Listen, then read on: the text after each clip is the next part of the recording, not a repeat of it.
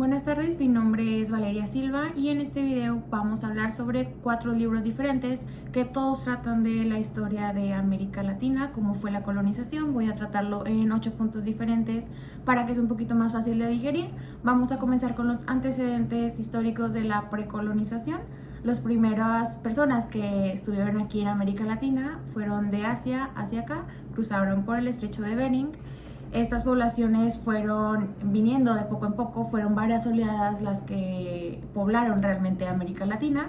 También se menciona en el primer libro que hubo un poblamiento tardío, que no fue cuando lo marca la historia, sino que fue un poco después, como se ven varios hallazgos arqueológicos que nos dicen que no fue en ese tiempo, sino que fue un poquito después. Estos poblamientos desarrollaron matemáticas, desarrollaron infraestructura, tenían una economía, tenían una religión, tenían culturas ya marcadas.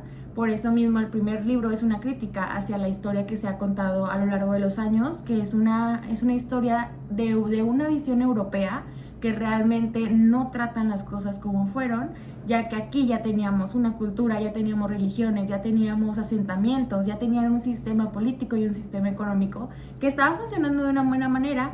Y cuando llegó la colonización, esas cosas se vinieron abajo. Todo lo que habían avanzado estos pueblos indígenas fueron arrebatados. O sea, la historia que ya habían formado quedó realmente atrás. O sea, fue iniciar desde cero de nuevo.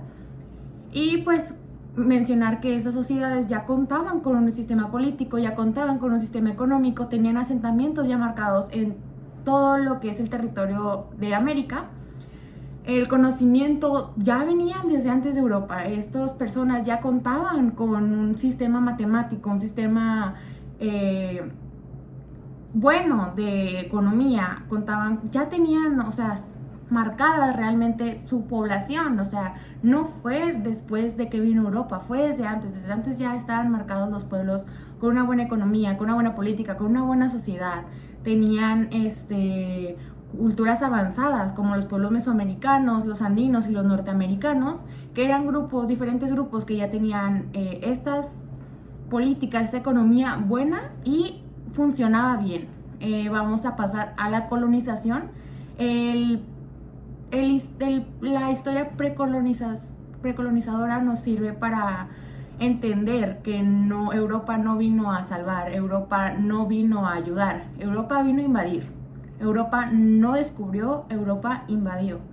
La colonización fue a partir de 1492, comenzaron los actos de conquista. En el primer viaje vinieron a explorar, prometieron a los indígenas tener una buena vida, prometieron que se iban a llevar bien, pero ya en el segundo viaje ya no vinieron a explorar, ya vinieron a invadir.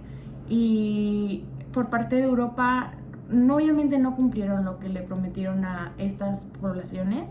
No fue una colonización bonita, fue violencia, fue esclavitud a lo largo de estos años, la imposición de su política, la imposición de su cultura, que hasta el día de hoy seguimos teniendo. Culturas como el cristianismo no era parte de América Latina. Las culturas realmente que estuvieron aquí de nuestros pueblos se han ido perdiendo. Y es a lo que vemos hoy en día. Fue una conquista fea, fue una conquista violenta, fueron promesas que no se cumplieron y que los pueblos indígenas creyeron.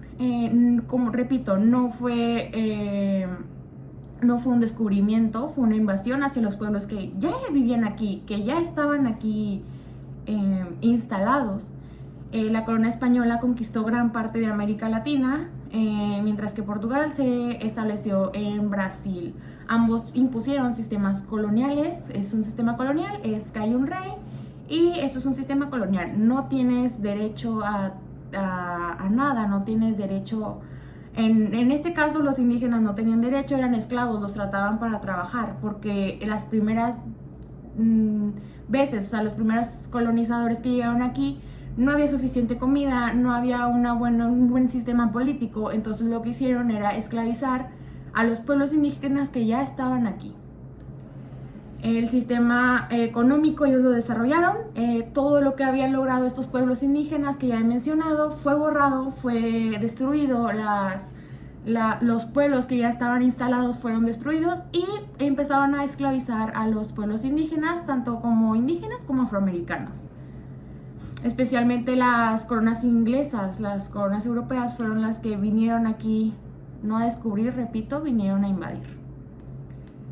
También cabe mencionar, en los libros mencionan la independencia de las 13 colonias. Esto lo vimos en el tercer libro, me parece. El proceso de Estados Unidos, de cómo la independencia de sus 13 colonias ya no era una colonia, se independizaron. Esto fue en 1777, declararon su independencia y dio origen a los Estados Unidos y se consideró el primer estado moderno con una constitución escrita. La constitución de 1787 estableció el marco de este país. Añadieron las primeras 10 enmiendas, conocida como la Carta de los Derechos, que garantizaban las primeras libertades individuales escritas, como la libertad de expresión y de religión. Hay que resaltar que esta independencia fue la que animó a más países a también independizarse. Fue como el parteaguas, la influencia que tuvo realmente la independencia de las 13 colonias hacia el mundo entero. Seguimos con el movimiento independentista de América Latina. Como mencioné, las 13 colonias fueron una gran influencia hacia los movimientos que tuvimos aquí en América Latina. Fue un proceso de 15 años aproximadamente, de 1810 a 1825. América Latina logró su independencia de España, pero el primer libro nos menciona que realmente no hubo una independencia como tal, sino que las élites se quedaron aquí mismo y las desigualdades, los malos tratos siguieron. O sea, las cosas marcadas como los españoles son superiores a los indígenas y a los afroamericanos siguieron después de la independización. Entonces este libro nos marca una crítica hacia los europeos, que realmente no nos independizamos porque seguimos con culturas que nos impusieron. O sea, las independencias no eliminaron por completo las desigualdades que ya existían desde años atrás, pero pues se marca como que España salió, por ejemplo, de México, y las élites criollas, como ya dije, quedaron en el poder y hubo una independencia política, sí, y muchos países continuaron dependiendo económicamente, pues, de potencias extranjeras. Y esto es muy común cuando un país está debilitado y tiene deudas, tiene un mal sistema político, un mal sistema económico y sobre todo un mal sistema social. La política exterior del siglo XIX. En 1923, James Monroe hizo la Carta de la Doctrina de Monroe con la frase de que América es para los americanos. Es una frase muy famosa que menciona en los libros. Esto decía que Europa no debería de intervenir en el continente americano. Aquí se empezaba a defender la soberanía de cada uno de los países, pero hasta el día de hoy esa soberanía no ha sido respetada por completo. Realmente hasta el día de hoy tenemos problemas con la soberanía de los países, problemas que estamos viviendo hoy en día en el mundo.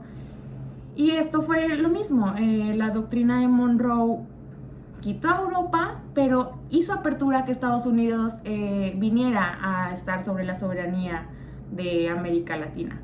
Podemos decir que así, por así decirlo, justifica como sale Europa, entra Estados Unidos en su expansión de economía y política.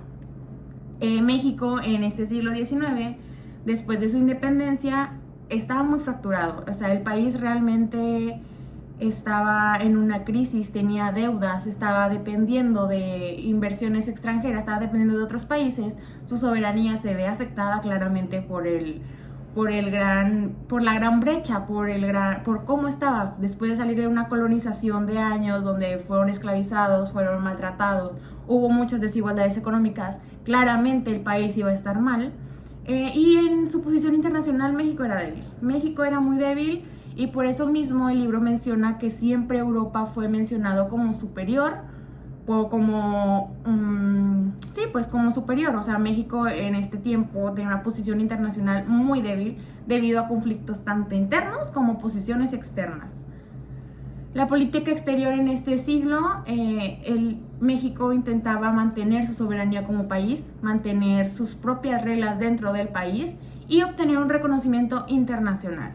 Al ser débil internacionalmente, es difícil que los demás países te reconozcan. Sin embargo, también tenían mucha inestabilidad política. Hasta el día de hoy vemos inestabilidad política, pero saliendo de una colonización es claro que iba a haber una estabilidad política, problemas económicos, deudas externas, como ya mencioné, que limitaron la capacidad diplomática, la capacidad de relacionarse con más países. El país pasó de una independencia formal a una situación de dependencia económica. Como ya mencioné, cuando un país está debilitado, busca la dependencia económica de otros países y esto debilita aún más al país a largo plazo. También vamos a tomar como último punto la guerra hispanoamericana y el Canal de Panamá. Esto fue un poquito hace un siglo, fue en 1898, ocurrió la guerra hispanoamericana donde Estados Unidos derrotó a España y este conflicto marcó el fin del imperio español en América y consolidó a Estados Unidos como potencia mundial, que hasta el día de hoy sigue siendo una potencia. Está afectada por China, pero sigue siendo una potencia muy fuerte. Y en 1904 inició la construcción del Canal de Panamá, que este ayudó mucho hacia la comercialización, pero eso estuvo mucho tiempo bajo el control de Estados Unidos. Esto obviamente fortaleció el poder estratégico de Estados Unidos y comercial en el continente, pero en ese tiempo estaba muy consolidado por Estados Unidos. En conclusión, los 4 libros nos hablan de una perspectiva de cómo América Latina vivió este tiempo, no tanto sobre una visión europea. La visión europea nos habla más de una expedición, de que vinieron a ayudar a los pueblos que estaban aquí, cuando no es verdad. Realmente los pueblos que ya existían aquí tenían un buen sistema político, una buena política, tenían un buen sistema económico y un buen posicionamiento social, vivían en paz.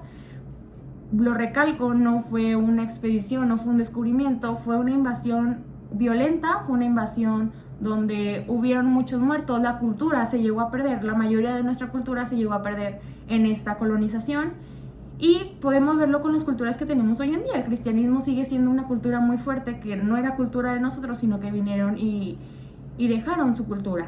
No fue choque de culturas, fue venir a implementar su cultura, su pensamiento en un lugar que ya estaba poblado. Los países que lograron su independencia política fueron influenciados por potencias extranjeras y como el libro no menciona, no fuimos del todo independientes porque las élites quedaron aquí mismo.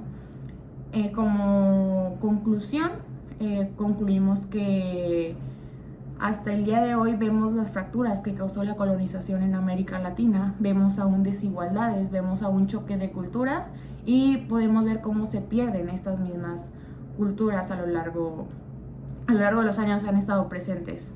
Espero que este video les haya ayudado para comprender un poquito más estos 4 libros. Realmente son libros muy interesantes que se podría alargar un poquito más acerca de cada uno. Muchas gracias.